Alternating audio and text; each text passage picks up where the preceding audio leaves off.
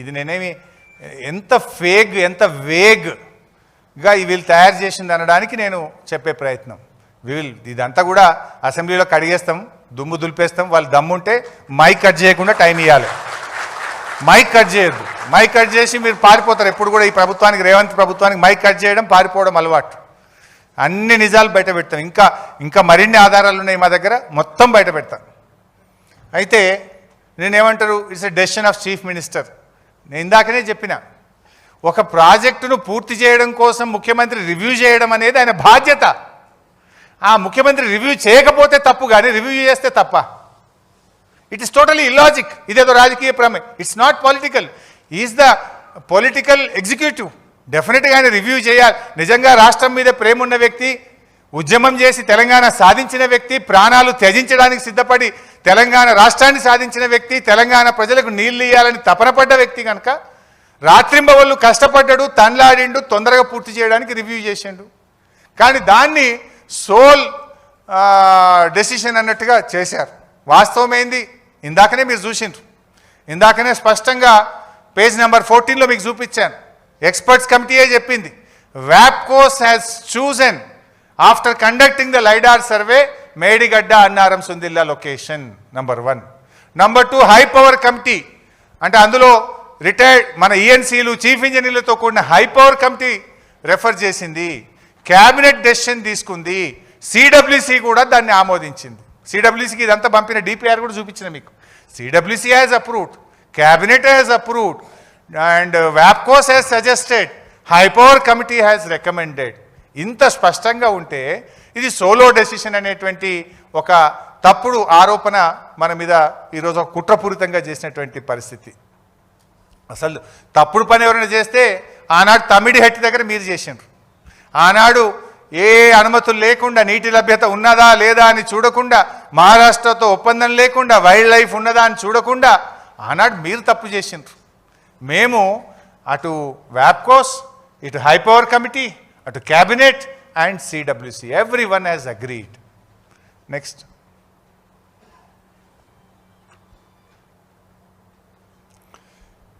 ఇందాక నేను ఏది వ్యాప్కోస్ సంగతి చెప్తూ వచ్చినా కదా, ఏది క్యాబినెట్ అప్రూవల్ గురించి. ఇది సోలో డెసిషన్ అన్నారు. It is not solo decision, it is the cabinet decision. ఇది చూడండి మీరు, ఇది క్యాబినెట్ ఎజెండా నోట్స్. యాక్చువల్గా ఇంకా నా దగ్గర ఆ రోజు మేము ఇట్లా చేస్తారు వీళ్ళని తెలియదు కదా, ఇంకా చాలా కాయిదాలతో నేను లెటర్ పెట్టిన చీఫ్ సెక్రటరీకి. నాకు హోల్ క్యాబినెట్ మినిట్స్ కావాలి, క్యాబినెట్ ఎజెండా కావాలంటే దే ఆర్ నాట్ గివింగ్. ఇంకా చాలా ఆధారాలు ఉన్నాయి. అప్పుడు గీళ్ళు గిట్లా కమిషన్లు వేస్తారు, కోడిగుడ్డు మీద ఈకలు బీక్తారు, బురద జల్తారు అనుకుంటే అన్నీ పెట్టుకుంది ఉంటాయి. బట్ నా దగ్గర ఉన్న డాక్యుమెంట్స్లోనే ఈరోజు మీకు చూపించే ప్రయత్నం చేస్తున్నా. ఇది క్యాబినెట్ డెసిషన్ ఆన్ 14 జూన్ 2016. ఇది ఎవరెవరు మినిస్టర్లు ఆ రోజు హాజరైనరు, ఎన్ని గంటలకు, 12 గంటలకు అయింది. 3 June 2016 in the council hall, secretariat, KCR గారి నాయకత్వంలో హాజరైన మంత్రులు. Ratification of the action of the department in having entrusted certain works on nomination basis to WAPCOS. WAPCOS అనేటువంటి సంస్థకు సర్వే చేసి తమ్మిడిహట్టికి ప్రత్యామ్నాయంగా నీళ్లు ఎక్కడున్నాయి, ఎక్కడి నుంచి తీసుకోవచ్చు అని వాళ్ళకే ఇచ్చాం. అది కూడా వాళ్ళకే ఎందుకు ఇచ్చినామంటే, అప్పుడు ప్రాణహిత చేవేళ్ళకు కూడా నాటి కాంగ్రెస్ ప్రభుత్వం వ్యాప్కోస్కే ఇచ్చింది. వ్యాప్కోస్ ఈజ్ ఎ కేంద్ర ప్రభుత్వ సంస్థ. It's a government of India organization. So ఆనాడు కాళేశ్వరం మీద 7 లింకులను కూడా వ్యాప్కోసే చేసింది కనుక, ఇప్పుడు మార్చాల్సింది ఒక లింకే కనుక, వాళ్లకు ప్రాజెక్టు మీద పూర్తి అవగాహన ఉంది కనుక, ఆ కాంగ్రెస్ ఇచ్చినటువంటి కేంద్ర ప్రభుత్వ సంస్థ వ్యాప్కోస్కే క్యాబినెట్ నిర్ణయం ద్వారా రాష్ట్ర ప్రభుత్వం వారికి ఇచ్చింది. మీరు ఏం మాట్లాడతారు? ఇది సోలో డిసిషన్, దీనికి క్యాబినెట్ నిర్ణయం లేదు.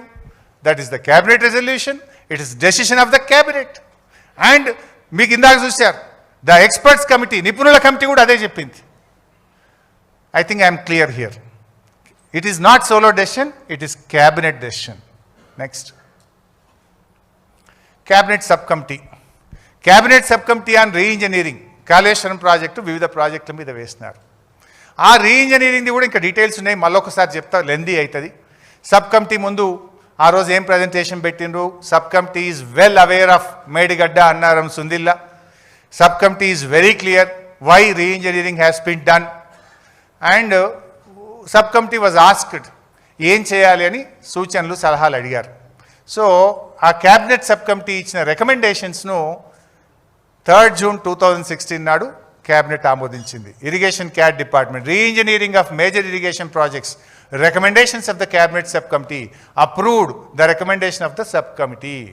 అంటే క్యాబినెట్ సబ్ కమిటీ రికమెండేషన్ కూడా it's a clear cut cabinet approval is there.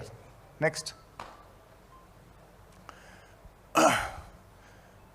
ఈ మేడిగడ్డ, అన్నారం, సుందిల్ల ఈ 3 బ్యారేజీలను 2 సందర్భాల్లో ఆగస్ట్ 1, 2018 మే 27, 2018, ఆగస్ట్ 1, 2021లో క్యాబినెట్ ఆమోదం తీసుకోవడం జరిగింది.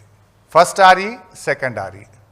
ఇది మీరు చూస్తే మే 27, 2018 IN CAD department Kaleshwaram project construction of 3 barrages across Godavari river and 3 lift irrigations at Medigadda, Annaram, Sundilla under link 1 of the project.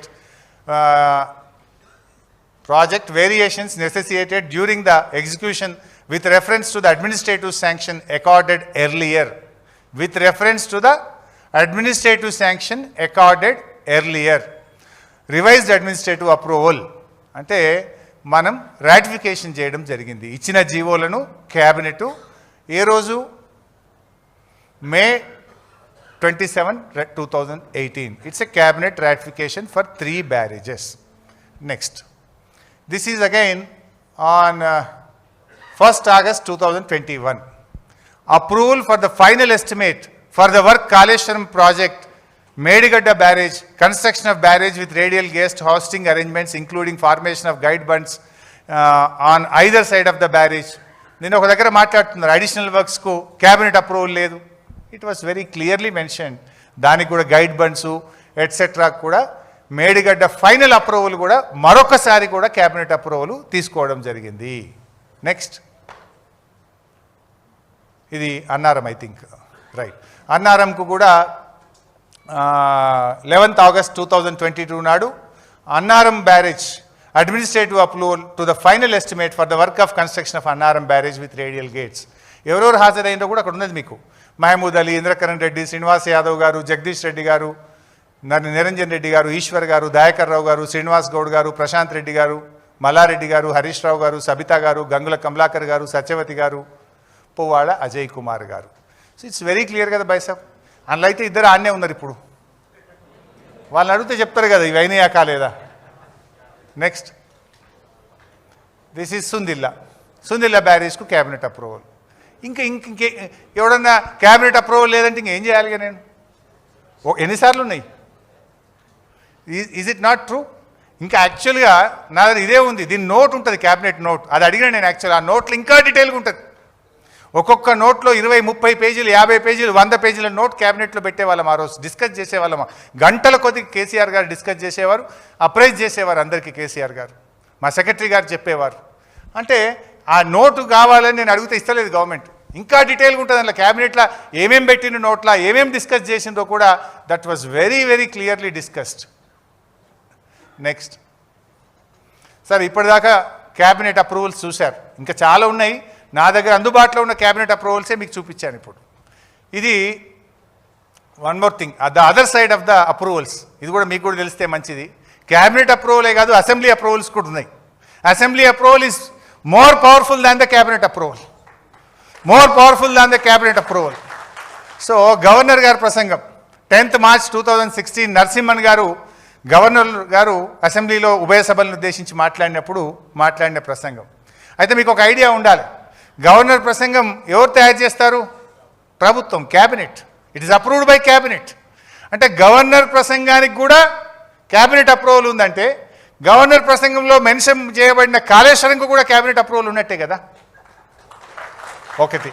And it is approved by governor. ఆ ప్రసంగాన్ని governor గారు అప్రూవ్ చేసే కదా ఆయన వచ్చి చదివేది.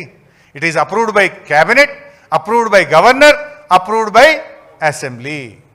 సో ప్రాజెక్టులు సరళీకృతం చేయడానికి కీలకంగా సమీక్షించి అవసరమైన చోట తిరిగి డిజైన్ చేయడం జరిగింది.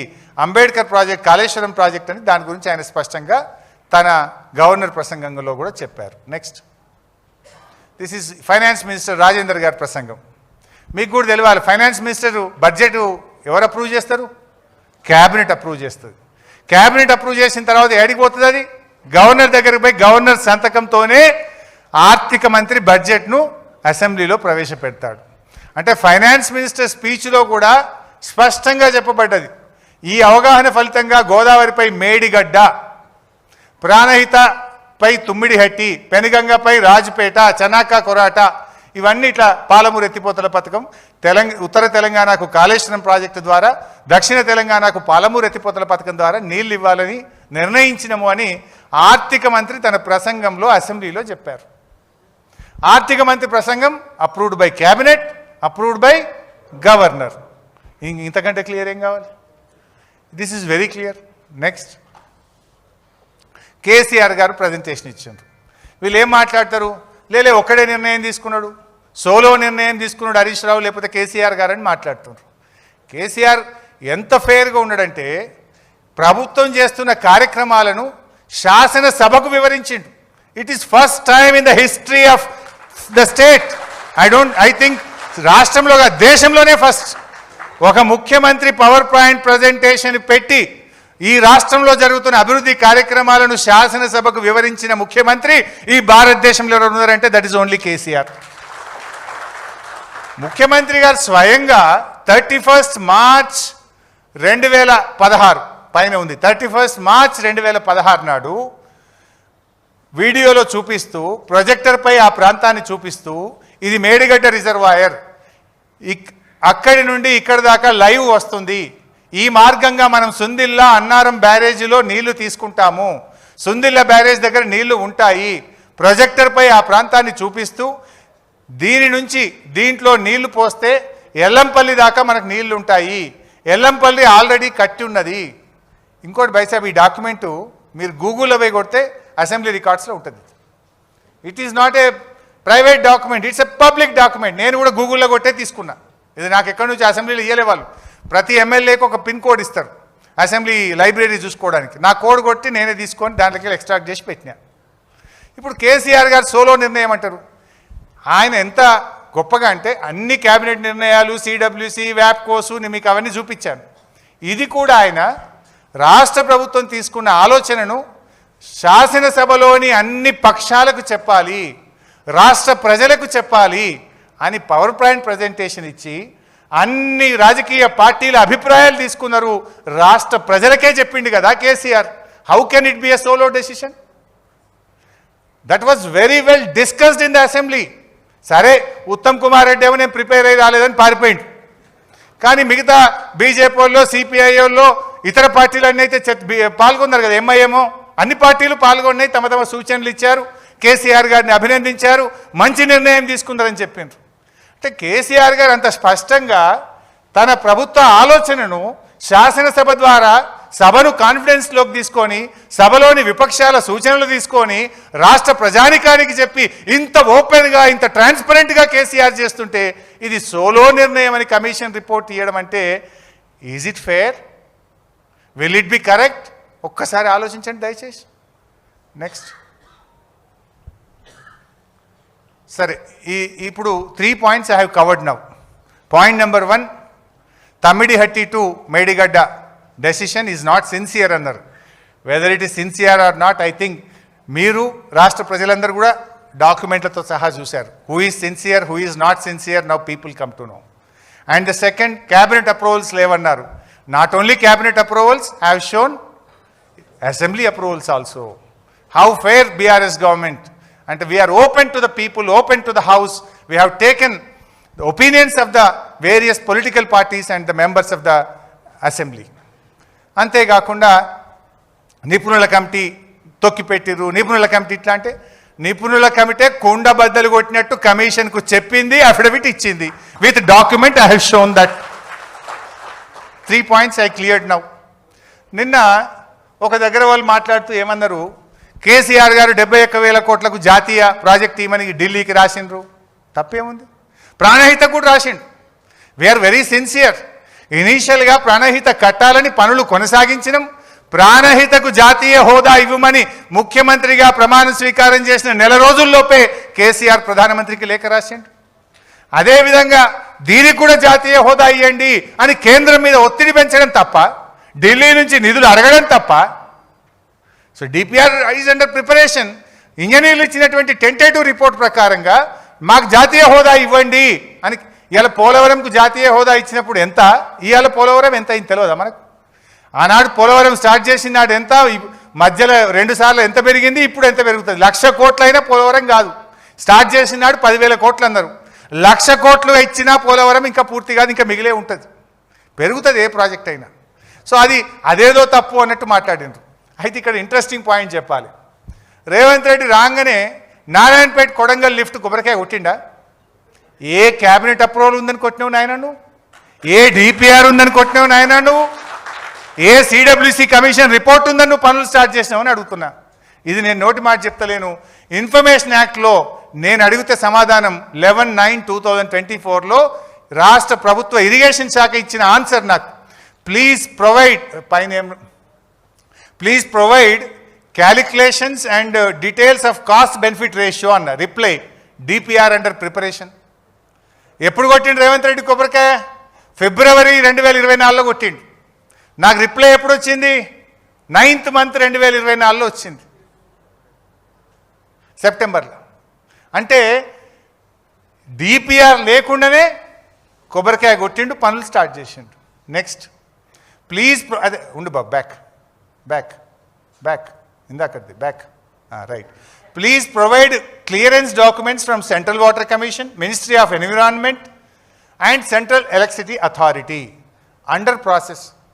అంటే సిడబ్ల్యూసి అనుమతి లేదు, ఎన్విరాన్మెంట్ అనుమతి లేదు, డిపిఆర్ లేదు. మరి ఇవాళ దాన్ని పనులు ప్రారంభించండ్రు, బిల్లులు చెల్లించండ్రు. ఇప్పుడు ఎవరిని వేయాలి లోపల? కాళేశ్వరంకి అన్ని అనుమతులు ఉన్నాయి. నువ్వు ఏ అనుమతులు లేకుండా, డిపిఆర్ లేకుండా, సిడబ్ల్యూసి అనుమతులు లేకుండా నువ్వు ఎట్లా కడతావు ఈ ప్రాజెక్టు అని అడుగుతున్నా. అంటే మాట్లాడు ఈజీ, దీనికి సమాధానం చెప్పండి. మరి ఇప్పుడు ఉంటే చూపి ఉత్తమ్ కుమార్ రెడ్డి. నారాయణపేట కొడంగల్ లిఫ్ట్ ఇరిగేషన్ ఏదైతే నువ్వు 4,350 కోట్లతో స్టార్ట్ చేసినావో దానికి సిడబ్ల్యూసి అనుమతి ఉందా? దానికి నీటి కేటాయింపులు ఉన్నాయా? దానికి డిపిఆర్ ఉందా? దానికి ఏదైనా కేంద్ర ప్రభుత్వం నుంచి ఒక్క అనుమతి ఉందా? ఏ అనుమతి లేకుండా కొబ్బరికాయ ఎట్లా కొట్టినావు, పనులు ఎట్లా స్టార్ట్ చేసినావు, బిల్లులు ఎట్లా చెల్లించినావో సమాధానం చెప్పు ఫస్ట్. నెక్స్ట్